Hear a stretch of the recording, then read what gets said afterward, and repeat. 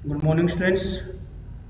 आज हम कक्षा 10th से इतिहास की पाठ्य पुस्तक है हमारी ये। आज जो हम इसका चैप्टर जो डिस्कस करेंगे, हमारा चैप्टर है ये। आज का हमारा चैप्टर है भारत में राष्ट्रवाद। भारत में राष्ट्रवाद, ये जो है चैप्टर जो है आज हम डिस्कस करेंगे। देखिए स्टूडेंट्स, आपने जो है पिछले चैप्टर में पढ़ा होगा यूरोप में राष्ट्रवाद। राष्ट्रवाद क्या है, ये चीज़ सब बातें हम जो पिछले चैप्टर में पढ़ चुके हैं। यहाँ पे हम जो पूरा जो है चैप्टर का जो है अध्ययन करेंगे। आइए शुरू करते हैं। जैसा कि आप देख चुके हैं, यूरोप में आधुनिक राष्ट्रवाद के साथ ही राष्ट्र राज्यों का भी उदय हुआ। इससे अपने बारे में लोगों की समझ बदलने लगी। वे कौन हैं, उनकी पहचान किस बात से परिभाषित होती है, यह भावना बदल गई। उनमें राष्ट्र के प्रति लगाव का भाव पैदा होने लगा। नए प्रतीकों और चिन्हों ने, नए गीतों और विचारों ने नए संपर्क स्थापित किए और समुदायों की सीमाओं को दोबारा परिभाषित कर दिया। ज़्यादातर देशों में इस नई राष्ट्रीय पहचान का निर्माण एक लंबी प्रक्रिया में हुआ। आइए देखें कि हमारे देश में यह चेतना किस तरह पैदा हुई। तो देखिए बच्चों, यहाँ पे जो है एक तरह से परिभाषित किया गया है राष्ट्रवाद के प्रति जो लोगों में किस प्रकार के विचार जो उत्पन्न हुए। दूसरे उपनिवेशों की तरह भारत में भी आधुनिक राष्ट्रवाद के उदय की परिघटना उपनिवेशवादी विरोधी आंदोलन के साथ गहरे तौर पर जुड़ी हुई थी। देखिए यहाँ पे लिखा हुआ है दूसरे उपनिवेशों की तरह। दूसरे उपनिवेश का मतलब होता है कि जैसे पूरा संसार जो है अंग्रेजों के अधीन था। 16वीं 17वीं 18वीं सदी के दौरान जो है पूरा संसार जो है अंग्रेजों के अधीन था। तो जिस प्रकार दूसरे उपनिवेशों में इस प्रकार की भावना चली थी, आधुनिक राष्ट्रवाद की भावना फैली हुई थी, वही राष्ट्रवाद की भावना जो भारत में दिखाई देने लगी। उपनिवेशिक शासकों के खिलाफ संघर्ष के दौरान लोग आपसी एकता को पहचानने लगे थे। उपनिवेशिक शासक यानी कि जो उस दौरान जो उपनिवेशिक शासक थे, उनके खिलाफ जो है जो लोग खिलाफ थे, उनको सभी जो आपसी एकता में वो जो है पहचानने लगे। उत्पीड़न और दमन के साझा भाव ने विभिन्न समूह को एक दूसरे से बांध दिया था, लेकिन हर वर्ग और समूह पर उपनिवेशवाद का असर एक जैसा नहीं था। उनके अनुभव भी अलग थे और स्वतंत्रता के मायने भी भिन्न थे। देखिए ये बच्चों, ये चीजें, लेकिन हर वर्ग और समूह पर उपनिवेशवाद का असर एक जैसा नहीं था। इसका मतलब ये है कि उपनिवेशवाद यानी कि जो अंग्रेज लोग थे भारत पे जो अपना अधिकार कर रहे थे, सभी लोगों पर जो अलग अलग जो है प्रभाव पड़ रहा था। और आज़ादी प्राप्त करने के लिए सभी के अनुभव और स्वतंत्रता के मायने जो अलग थे, भिन्न थे। जैसे कि हमने 1857 क्रांति में देखा था कि जो महात्मा गांधी जो झांसी की रानी थी, वो जो अपने अलग मकसद के लिए लड़ रही थी, और जो मुगल बादशाह के, मुगल सल्तनत के उस वक्त राजा थे, वो जो अलग अपनी स्वतंत्रता के लिए लड़ रहे थे। मंगल पांडे के कुछ और विचार थे, वो कुछ और प्राप्त करना चाहते थे। यानी कि इन लोगों का लक्ष्य एक नहीं था, लेकिन सभी जो है आज़ादी चाहते थे, सभी जो है अंग्रेजों के खिलाफ लड़ना चाहते थे। तो इसलिए वहाँ पर हमें जो है सफलता नहीं मिल पाई। उसके बाद गांधी जी का जो है आगमन हुआ। महात्मा गांधी के नेतृत्व में कांग्रेस ने इन समूह को इकट्ठा करके एक विशाल आंदोलन खड़ा किया, परंतु इस एकता में टकराव के बिंदु भी निहित थे। जैसे कि हमने देखा कि 1885 में जो है कांग्रेस की स्थापना हुई थी, तो उस दौरान सभी नेता जो है एक स्टेज पर, एक मंच के ऊपर जो है इकट्ठा हुए, लेकिन उनके अंदर भी जो है एकता में दिखाई नहीं दे रही थी। ठीक है, उनके दौरान भी जो है कुछ ना कुछ जो है फूट पड़ गई थी। और उसके बाद गांधी जी आए। गांधी जी ने जो है इन सभी को जो है एकजुट के नीचे जो है एक मंच के लिए नीचे जो है खड़ा कर लिया। तो पहले की ये सभी बात छोड़ दीजिए, इसमें कोई खास बड़ी बात नहीं है। अब हम बात करते हैं पहला विश्व युद्ध, खिलाफत और असहयोग आंदोलन। बच्चों, जैसे कि आपने पढ़ा होगा कि 1914 से लेकर जो 1918 तक जो प्रथम विश्व युद्ध हुआ, प्रथम विश्व युद्ध का भारत पे क्या प्रभाव पड़ा, पर क्या प्रथम विश्व युद्ध ही के कारण ही जो है भारत में राष्ट्रवाद की भावना का विकास हुआ। आइए देखते हैं। 1919 से बाद के सालों में हम देखते हैं कि राष्ट्रीय आंदोलन एक नए इलाकों तक फैल गया था। उसमें नए सामाजिक समूह शामिल हो गए थे और संघर्ष की नई पद्धतियां सामने आ रही थी। इन बदलाव को हम कैसे समझेंगे, उनके क्या परिणाम होंगे। सबसे पहली बात यह है कि विश्व युद्ध ने एक नई आर्थिक और राजनीतिक स्थिति पैदा कर दी थी। इसके कारण रक्षा व्यय में भी भारी इजाफा हुआ। इस खर्चे की भरपाई के लिए युद्ध के नाम पर कर्जे लिए गए और करों में वृद्धि की गई। सीमा शुल्क बढ़ा दिया गया और आयकर शुरू किया गया। युद्ध के दौरान कीमतें तेजी से बढ़ रही थी। 1913 से लेकर के 1918 के बीच कीमतें जो है दोगुनी हो चुकी थी। जिसके कारण आम लोगों की मुश्किलें बढ़ गई। गांव में सिपाहियों को जबरन भर्ती किया गया, जिसके कारण ग्रामीण इलाकों में व्यापक गुस्सा था। देखिए ये जो कारण है, ये सभी जो है प्रथम विश्व युद्ध के बाद भारत में राष्ट्रवाद की भावना विकसित करने वाले सभी कारण थे। आपसे क्वेश्चन पूछे जा सकते हैं कि प्रथम विश्व युद्ध के कारण भारत में उत्पन्न हुई परिस्थितियां किस प्रकार राष्ट्रवाद का कारण बनी, या वो कौन कौन से कारण थे जिन की वजह से जो है भारत में राष्ट्रवाद की भावना विकसित हुई। तो आप कह सकते हैं प्रथम विश्व युद्ध के बाद जो है रक्षा व्यय में भारी इजाफा हुआ, खर्चे की भरपाई करने के लिए लोगों पर महंगे महंगे कर लगाए गए, सीमा शुल्क बढ़ा दिया गया, ठीक है। उसके बाद 1918 से 1920 के बीच जो कीमतों में वृद्धि हुई गई, जबरदस्ती जो है लोगों को भर्ती किया गया सेना में। उसके बाद जो है रही सही जो है बात जो है वो बिगड़ गई। 1918 से 1919 और 1920-21 में देश के हिस्सों में फसलें खराब हो गई, जिसके कारण खाद्य पदार्थों का भी अभाव पैदा हो गया। आपको बता दें कि 1918-1920 में जो है भारत में बहुत बड़े अकाल पड़े थे, जिनकी वजह से जो है भारत में खाद्य फसलों का जो है कमी आ गई थी। और उसके बाद जो है 1920-21 में जो एक महामारी फैली, जिसमें जो है 120-130 लाख लोग मर गए। लोगों को ये उम्मीद थी कि 1920 प्रथम विश्व युद्ध के बाद जो है देश में कुछ ठीक हो जाएगा, क्योंकि अंग्रेजों ने जो है भरोसा दिलाया था कि जो प्रथम विश्व युद्ध के बाद जो है यदि भारतीय सेना अंग्रेजों का साथ देती है तो भारत को जो है कुछ राहत दे दी जाएगी। ये देखिए लोगों को उम्मीद थी कि युद्ध खत्म होने के बाद उनकी मुसीबतें कम हो जाएगी, लेकिन ऐसा नहीं हुआ। यही सब कारण थे कि भारत में राष्ट्रवाद जो है चरम सीमा पर पहुंच गया। अब भारत के लोगों को उम्मीद थी कि ऐसे नेता की जो उनकी जरूरतों को, उनकी समस्याओं को सुन सके, और उसी दौरान जो है ऐसे नेता के रूप में हमारे सामने आए महात्मा गांधी। आइए एक सत्याग्रह का विचार सुनते हैं। गांधी जी का सत्याग्रह का क्या था। महात्मा गांधी जनवरी 1915 में भारत लौटे। आपसे जो है क्वेश्चन पूछा जा सकता है कि महात्मा गांधी जो है साउथ अफ्रीका से, दक्षिण अफ्रीका से भारत कब लौटे थे। बड़ा इंपॉर्टेंट क्वेश्चन है। आपसे जो है जनरल नॉलेज का क्वेश्चन भी ऐसे पूछा जा सकता है। आने वाले टाइम में जब आप कॉम्पिटिटिव एग्जाम की तैयारी करेंगे तो वहाँ भी ये क्वेश्चन आपके लिए लाभदायक रहेगा। तो 1915 में गांधी जी भारत लौटे थे। इससे पहले वे दक्षिण अफ्रीका में थे। उन्होंने एक नए तरह के आंदोलन के रास्ते चलते हुए वहाँ की नस्ल भेदी सरकार से सफलतापूर्वक लोहा लिया था। इस पद्धति को सत्याग्रह कहते थे। वो सत्याग्रह का उनकी विचार में क्या था, ये क्वेश्चन आप याद कर लेना। यहाँ से सत्याग्रह का क्या मतलब है। सत्याग्रह के विचार में सत्य की शक्ति पर आग्रह और सत्य की खोज पर जोर दिया गया था। इसका अर्थ यह था कि अगर आपका उद्देश्य सच्चा है, यदि आपका संघर्ष अन्याय के खिलाफ है, तो उत्पीड़क से मुकाबला करने के लिए आपको किसी शारीरिक बल की आवश्यकता नहीं पड़ती। प्रतिशोध की भावना या आक्रामकता का सहारा लिए बिना सत्याग्रही केवल हिंसा के सहारे भी अपने संघर्ष में सफल हो सकता है। इसके लिए दमनकारी शत्रु की चेतना को झंझोड़ना चाहिए। गांधी जी कहते हैं कि यदि आपका मार्ग सत्य पर सही है, आपके जो विचार है वो सत्य के लिए लड़ रहे हैं, तो आपको जो है जीतने से कोई रोक नहीं सकता। ये गांधी जी के विचार थे सत्याग्रह के लिए। आगे इन सभी चीजों को छोड़ दीजिए, आप ये कोई यहाँ से देख लीजिए। भारत आने के बाद गांधी जी ने कई स्थानों पर सत्याग्रह आंदोलन, ये बड़ी इंपॉर्टेंट लाइनें आपके लिए कि भारत आने के बाद गांधी जी ने कौन कौन से आंदोलन जो है चलाए। सबसे पहले हम बात करेंगे 1917 में चंपारण के आंदोलन की। ये क्या था कि जो चंपारण जो है बिहार राज्य का एक जिला है, और वहाँ पे जो है चंपारण में एक नील की खेती की जाती थी, और नील की खेती जो है कि स्थायी बंदोबस्त के तहत की जाती थी। किसानों को जो है कर के रूप में खेती का एक हिस्सा दिया जाता था। और जब अंग्रेजों को सिंथेटिक इंडिगो के बारे में पता, यानी प्राकृतिक कृत्रिम नील के बारे में पता चला, तो उन्होंने जो है चंपारण के किसानों से जो है प्राकृतिक नील खरीदना बंद कर दिया।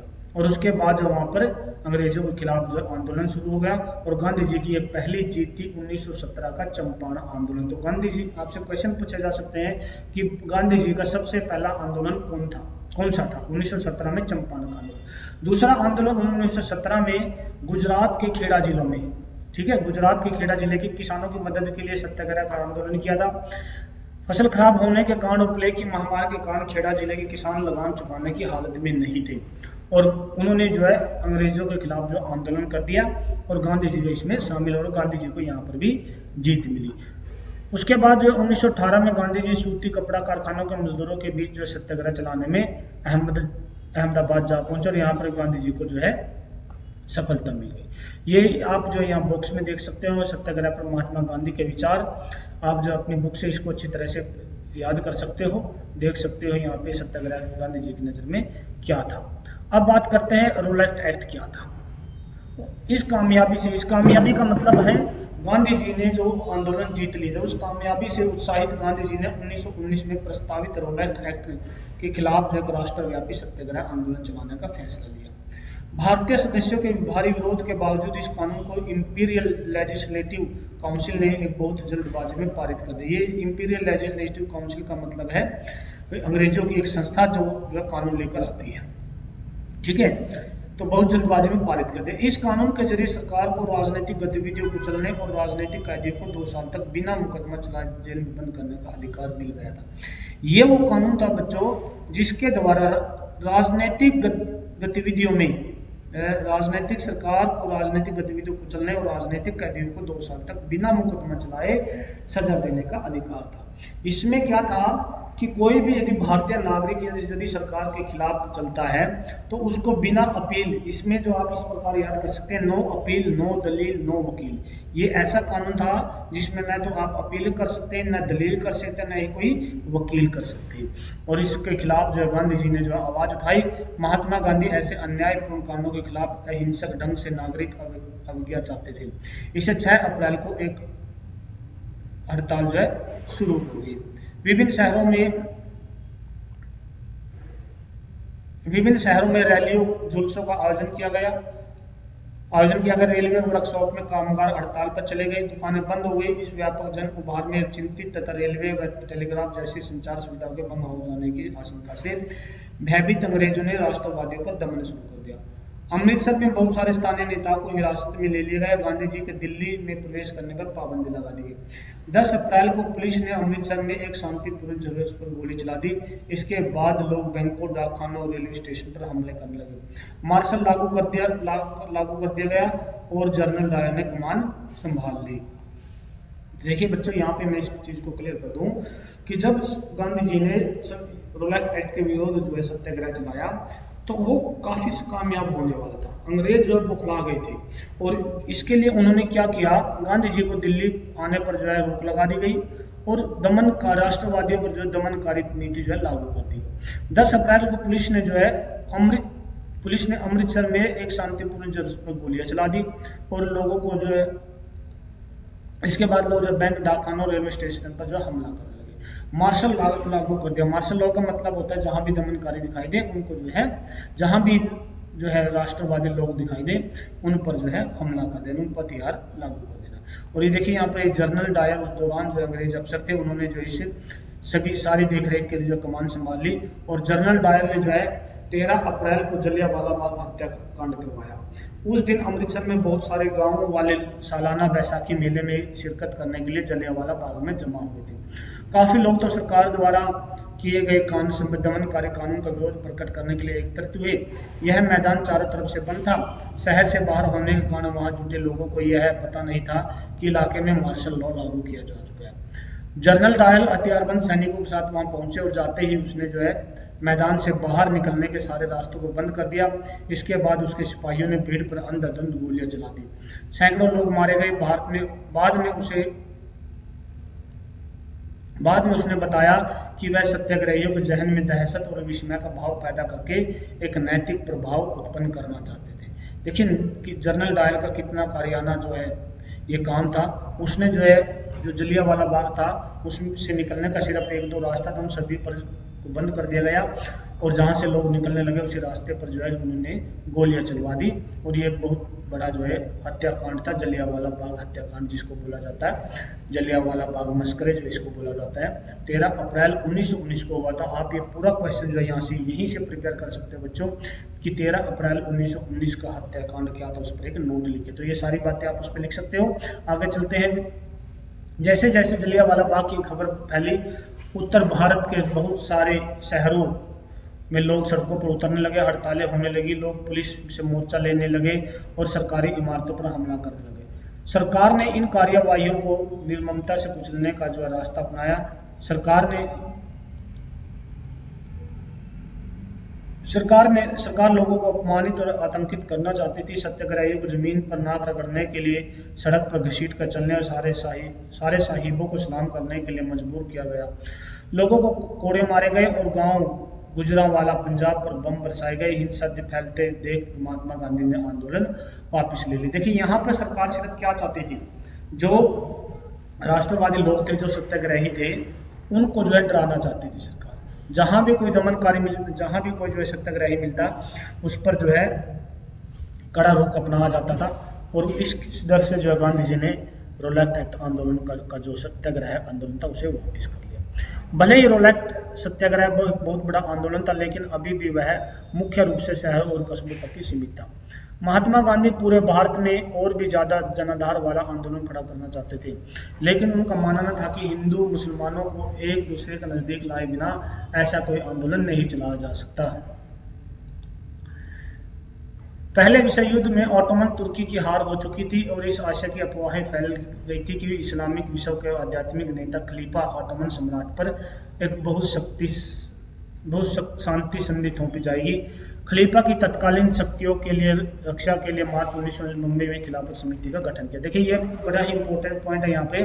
खिलाफत समिति का गठन कहाँ पे हुआ? 1919 में हुआ। किसके द्वारा किया गया? मोहम्मद अली और शौकत अली बंधुओं के द्वारा जो है खिलाफत समिति का गठन किया गया।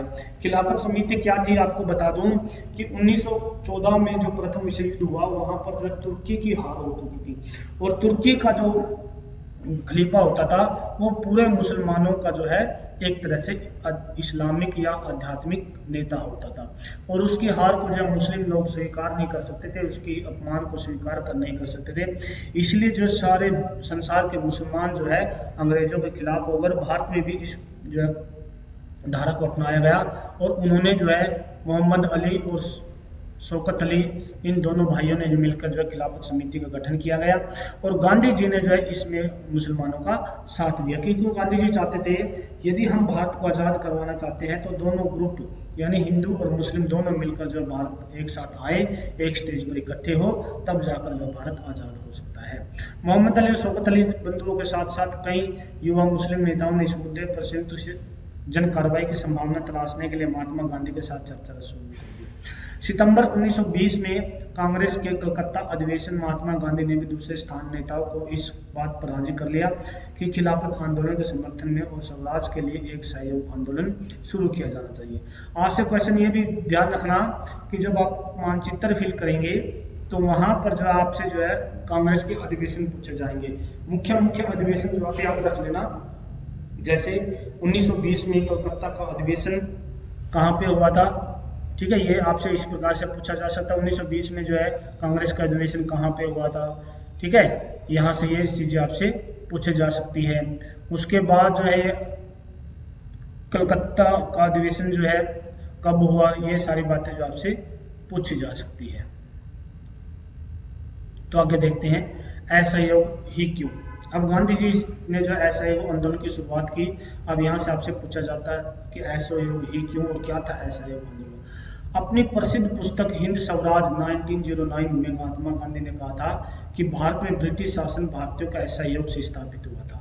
देखिए कितनी अच्छी बात यहाँ पे लिखी है। गांधी जी की प्रसिद्ध पुस्तक है हिंद स्वराज 1909, उसमें गांधी जी ने कहा था कि भारत में ब्रिटिश शासन जो है भारतीयों के सहयोग से स्थापित हुआ था और वह शासन इसी के सहयोग के कारण चल पा रहा है। अगर हम अंग्रेजों का सहयोग बंद कर दें तो भारत में ब्रिटिश शासन चल नहीं पाएगा। अगर भारत के लोग अपना सहयोग वापस ले ले तो साल भर के भीतर जो है अंग्रेजी शासन जो है खत्म हो जाएगा। असहयोग का विचार आंदोलन कैसे बन सकता था? गांधी जी का सुझाव था कि यह आंदोलन चरणबद्ध तरीके से आगे बढ़ना चाहिए। सबसे पहले लोगों को सरकार द्वारा दी गई पदवियां लौटा देनी चाहिए। सरकारी नौकरियों, सेना, पुलिस, अदालतों, विधायी परिषदों, स्कूलों और विदेशी वस्तुओं का बहिष्कार करना चाहिए। अगर सरकार दमन का रास्ता अपनाती है तो व्यापक सविनय अवज्ञा आंदोलन भी शुरू किया जाए। 1920 की गर्मियों में गांधी जी और शौकत अली आंदोलन के लिए समर्थन जुटाते हुए देश भर में यात्राएं करते रहे। तो आपसे पूछा जाएगा कि असहयोग आंदोलन की भूमिका कैसे तैयार हुई, इसके पीछे गांधी जी का क्या उद्देश्य था। तो ये सारी बातें आप लिखेंगे। उसके बाद देखते हैं कांग्रेस में बहुत सारे लोग इन प्रस्ताव पर शंकित थे। वे नवंबर 1920 में विधायी परिषद के लिए होने वाले चुनाव को बहिष्कार करने में हिचकिचा रहे थे। उन्हें भय था कि इस आंदोलन में लोग हिंसा कर सकते हैं। सितंबर से दिसंबर तक कांग्रेस में भारी खींचतान चलती रही। कुछ समय के लिए ऐसा लगा कि आंदोलन के समर्थकों और विरोधियों के बीच सहमति नहीं बन पाएगी। आखिरकार दिसंबर 1920 में कांग्रेस के नागपुर अधिवेशन में एक समझौता हुआ और असहयोग कार्यक्रम पर स्वीकृति की मोहर लगा दी गई। आंदोलन किस तरह से आगे बढ़ा, उसमें किन लोगों ने हिस्सा लिया, विभिन्न सामाजिक समूह ने असहयोग के विचार को किस तरह समझा, आइए देखते हैं। आंदोलन के भीतर अलग अलग धारणाएं। तो बच्चों आज की वीडियो में सिर्फ इतना ही पढ़ेंगे हम। आगे का चैप्टर जो हम नेक्स्ट वीडियो में डिस्कस करेंगे।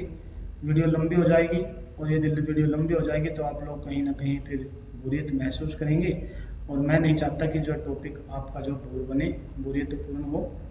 इसलिए इंटरेस्ट लेके पढ़े, रुचि लेके पढ़े। आज का जो आपका होमवर्क है, आपने जो है प्रथम विश्व युद्ध जो है किस प्रकार हुआ, प्रथम विश्व युद्ध के क्या परिणाम लिखिए। ठीक है, ये क्वेश्चन जो आपने प्रिपेयर करना है। उसके बाद खिलाफत समिति का गठन कब और कहाँ पे किया गया और इसका मुख्य उद्देश्य क्या था, ये क्वेश्चन जो आप अच्छी तरह से याद करेंगे। तो बच्चों आगे की वीडियो भी आपके पास इस प्रकार आती रहेगी। आप हमारे लक्ष्य एकेडमी के साथ जुड़े रहें। हमारे चैनल को सब्सक्राइब करें, लाइक और कमेंट जरूर करें। साथ में बेल आइकन जरूर दबाएं ताकि जो है आपको हमारी नई वीडियो की अपडेट जो है मिलती रहे। ओके बच्चों, थैंक यू। आपका दिन